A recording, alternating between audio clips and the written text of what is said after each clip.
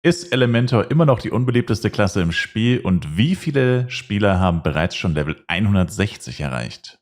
Das und vieles mehr schauen wir uns heute im neuen Top 1000 Ranking an, Global Ranking. Das heißt, wir gucken uns auch alle Server an, nicht nur den deutschen oder so. Und ja, tatsächlich hat auch noch kein Spieler auf Rises Level 160 erreicht. Allerdings muss man auch bedenken, dass der Server, 2 Monate alt ist, basically. Aber es trotzdem schon Spieler auf Level 156 gibt, was eigentlich schon ziemlich heftig ist. Also man sieht es hier auch in der Spielzeit, 1 Monat, 3 Wochen, 1 Monat, 1 Tag, Level 155. Also ist schon gar nicht mal so viel, kann man sagen. Und ja, wie gesagt, hier ein kleiner Spoiler. Hier hat auf jeden Fall schon mal keiner Level 160 erreicht, aber interessant ist derzeit das Gesamtbild. Vor allem haben wir uns beim letzten Mal auch nicht mal die Veränderung angeguckt, quasi durch Zunahme, Abnahme der verschiedenen Klassen. Also gibt es jetzt mehr Ringmaster zum Beispiel als vorher, gibt es mehr Blades als vorher, weil der Rises noch zu neu war und beim allerersten Ranking tatsächlich die Charakter dort noch nicht mal Level 60 erreicht hatten. Aber jetzt nehmen wir Rises mit ins Ranking und jetzt hat sich das natürlich auch ausgewirkt auf unsere Positionen. Und hier haben wir es auch schon, das Top 1000 Global Ranking vom 15.02.2024.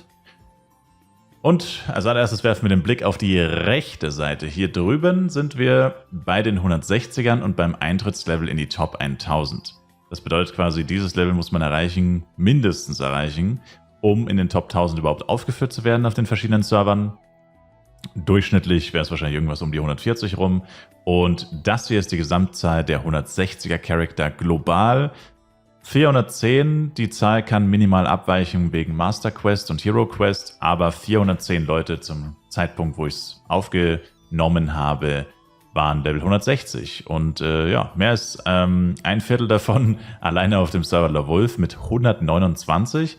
Und ja, es hat sich aber tatsächlich ein bisschen was geändert. Also und zwar haben wir hier auf Mashpoi letztes Mal, nicht letztes Jahr, festgestellt, dass der ein bisschen, ja, sagen wir mal, hinten dran war. Also Borodeng, Mashpoi und Totemia, diese drei in der Mitte. Das sind so die drei großen westlichen Server. Also Europa, Amerika und Deutschland basically. Das sind so die Top 3 Server im Westen, kann man sagen. Frankreich ist basically non-existent. Der wurde mehr oder weniger von Totemia aufgefressen, der Server. Den gibt es zwar auf dem Papier noch, aber nur sehr schwach. Und diese, was waren das? Die wurden ja eh schon gemerged. Dann gab es ja einen spanischen und einen portugiesischen Server irgendwie. Auch quasi nahezu komplett irrelevant. Also ja, das sind quasi die drei im Westen. Und da haben wir eben festgestellt, Mashpoi war nicht so gut dran beim letzten Mal. Aber man muss tatsächlich sagen, sie sind an Totemia vorbeigezogen. Sie haben 260er mehr als Totemia. Und haben auch mit dem Top 1000 Eintrittslevel nachgezogen. Alle drei sind da jetzt momentan gleich mit 142 oder waren gleich. Und Borodeng ganz vorne dran mit 59 160ern. Ich glaube, das ist das erste Mal, dass wir vor Totemia und Mashpoi mit einem guten Stück sind, was so objektive Vergleichswerte angeht. Und ja, Borodeng Number One, würde ich sagen. Kann so weitergehen auf jeden Fall. Und Borodeng hat damit auch die zweitmeisten 160er weltweit nach eben LaWolf mit, aber wie gesagt, im Unterschied von 70, weil LaWolf einfach 129 160er hat, was schon ziemlich brutal ist. Und ja, aber auf jeden Fall interessante Entwicklung hier. Also mal gucken, wie sich das weiterentwickeln wird, weil Mashpoi wurde so ein bisschen totgesagt, aber ich glaube, die Situation auf Rises gefällt vielen Leuten nicht und ich denke mal, dass einige Leute, die auf Rises angefangen haben, jetzt doch zu ihren alten Servern zurückkehren und einer davon wird wohl Mashpoi sein, soweit ich das zumindest gehört habe. Und ja, so viel schon mal dazu. Dann haben wir das Ranking der Klassen. Und bei den Klassen haben wir einige Veränderungen, einige Sachen, die es auch, glaube ich, noch nie gab oder noch nicht oft gab. Also wir haben 2 weiße Server. Das bedeutet jetzt nichts Rassistisches, sondern weiß im Sinne von keine Extremwerte. Was grundsätzlich, würde ich sagen, schon mal gut ist, weil das bedeutet einfach, man hat eine eher gesunde Klassenverteilung wahrscheinlich. Kann aber auch ein bisschen täuschen, weil wenn du jetzt zum Beispiel überall zum Beispiel den zweitniedrigsten Wert hättest oder den zweithöchsten Wert, dann wärst du quasi einen Char oder 2 Chars pro Klasse entfernt davon, überall einen Extremwert zu haben. Deswegen kann man das jetzt nicht so pauschal sagen. Aber grundsätzlich ist das schon mal ein nicht schlechtes Zeichen. Einzige, was man immer ein bisschen ausblenden muss, ist halt Ringmaster. Ringmaster kann man einfach nicht ernst nehmen. Könnte man hier aus dem Ranking eigentlich komplett entfernen, weil es klar ist, dass es viel zu viele Ringmaster gibt, weil halt eigentlich nahezu jeder seinen eigenen Ringmaster in Top 1000 hat. Also in einer, sagen wir jetzt mal, idealen Welt ist wahrscheinlich das falsche Wort, aber in einer theoretischen Welt wäre es möglich, dass auf jedem Server quasi hier 500 steht und die anderen 500 sich darauf verteilen, also auf die 7 anderen Klassen, weil ja jeder irgendwie doch seinen eigenen Ringmaster hat.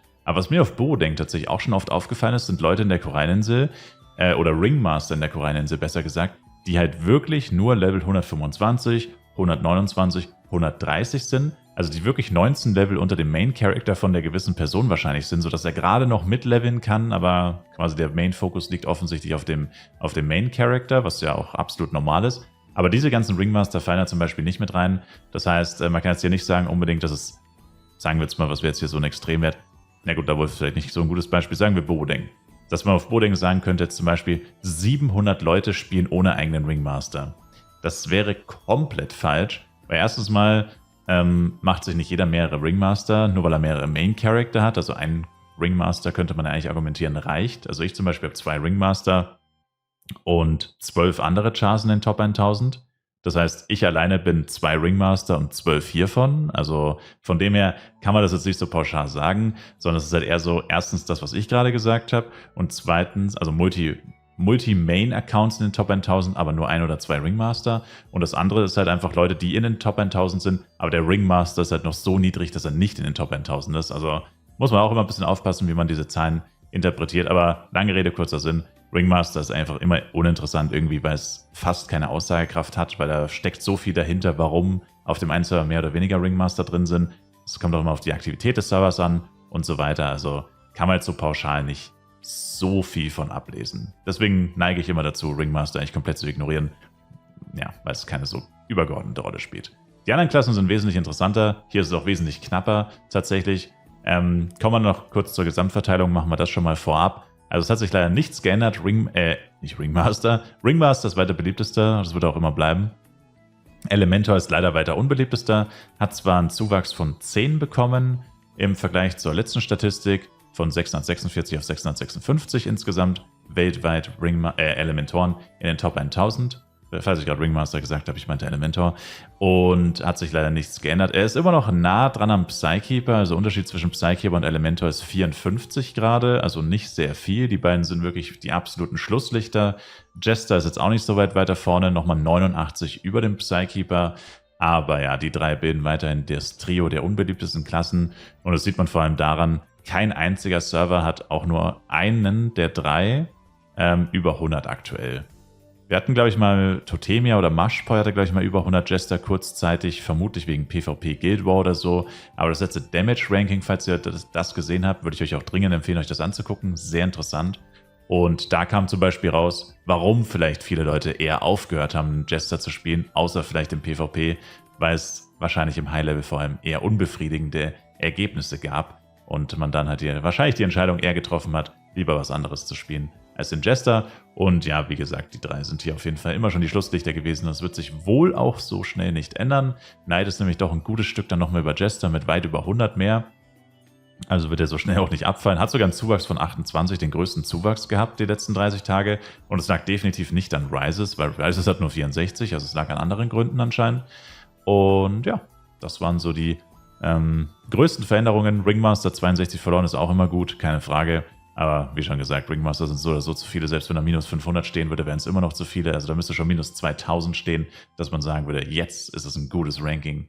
Aber egal. Ja, und ansonsten haben wir jetzt leider keine so krassen Veränderungen, wo man jetzt zu sehr drauf eingehen kann. Wir haben, glaube ich, zum ersten Mal die meisten Bildposter auf Mia mit 104. Das ist, glaube ich, das erste Mal, dass kein westlicher Server hier dominiert. Was halt wieder PvP-Gründe hauptsächlich hat. Mashpoi hat hier sehr viele Jester am Stissel, Totemia sehr viele Psykeeper, wobei Borodeng hat auch nur einen weniger tatsächlich. Ja, das sind halt wie gesagt so Kleinigkeiten. Wie gesagt, der Extremwert Ranger weiterhin auf LaWolf. Also das ist auch etwas, was sich auf Rises, by the way, abzeichnet. Das ist das, was ich vorhin schon so ein bisschen probiert habe anzusprechen. Wir haben hier 203 Ranger tatsächlich. Also ich weiß nicht, wieso im asiatischen Raum Ranger so extrem beliebt sind, weil sie ja objektiv, ich meine, man kann es unterschiedlich interpretieren. Ich meine, zum Hochleveln, zum Beispiel Hit-and-Run Ranger beim Serverstart, kann ich nur jedem empfehlen. Super gut, genauso wie Elementor zum Beispiel, weil man einfach sehr gut Free-to-Play spielen kann, weil man nicht wirklich sehr viel Geld ins Equipment stecken muss, da es sowieso kaum Auswirkungen auf den Damage hat. Also es hat natürlich Auswirkungen auf den Damage, aber keine gewaltigen, wie jetzt zum Beispiel bei Blade oder so. Und von dem her kann man das einfach sehr gut Free-to-Play spielen. Also das könnte einer der Gründe sein. Wobei man, wenn man sich da anguckt, okay, Elementor hat aber nur 67, Psykeeper sogar nur 41, was auch beides eigentlich gute Free-to-Play-Klassen sind. Dann merkt man einfach so, okay, es liegt wahrscheinlich nicht wirklich an den objektiven Vorzügen oder sogar Nachteilen von gewissen Klassen, sondern die scheinen einfach Ranger zu lieben. Also ich kann mir ehrlich gesagt, man muss sich das mal reinziehen, das ist wirklich geistesgestört. Wir haben 60 Knights, 60 Elementoren, 50 Billposter, 60 Jester, 40 Psykeeper, die Einser lassen wir einfach mal weg. 90 Blades, was actually gar nicht so wenig ist, muss man sagen, für den Serverstart, weil Blade am Anfang ja langsamer levelt als andere Klassen, wegen 1v1 Nachteilen, Anführungszeichen, plus jetzt auch nicht die spannendste Klasse zum Starten ist. Aber Ranger einfach 200, also mehr als 100 als jede andere Klasse. Also ich kann es mir ehrlich gesagt nicht wirklich erklären. Es muss einfach daran liegen, dass die es einfach geil finden.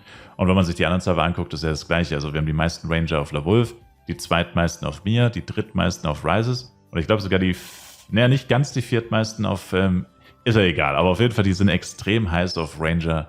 Und alle anderen Server sind doch ein gutes Stück dahinter, muss man sagen. Abgesehen jetzt vom Marshpol vielleicht, aber wenn man zu LaWolf vergleicht, auch 60 Ranger weniger als LaWolf. Also die lieben einfach ihre Ranger und keiner weiß so wirklich wieso. Genauso wie Borodeng halt seine Blades liebt, kann man sagen. Aber ja, das waren eigentlich so alle interessanten Infos. Also leider Elementor immer noch Platz 8, aber vielleicht ändert sich das ja, wobei Psykeeper tatsächlich einen stärkeren Anstieg mit plus 13 gehabt hat. Aber mal gucken. Vielleicht durch das neue Damage-Ranking, da war ja Elementor tatsächlich über Psykeeper, auch wenn es natürlich 1v1 Damage war, aber spielt ja keine Rolle. Er war trotzdem drüber. Vielleicht beeinflusst das ja ein paar Leute langfristig, sich eher für den Elementor zu entscheiden. Wie immer sage ich auf jeden Fall danke euch vielmals fürs Zuschauen. Ich würde mich sehr über ein Like, Kommentar, ein Abo von euch freuen. Schaut auf jeden Fall im Livestream vorbei. Twitch-Link ist in der Videobeschreibung. Und wir sehen uns im nächsten Fly Universe Video wieder. Bis dahin, haut rein, macht's gut und ciao, ciao.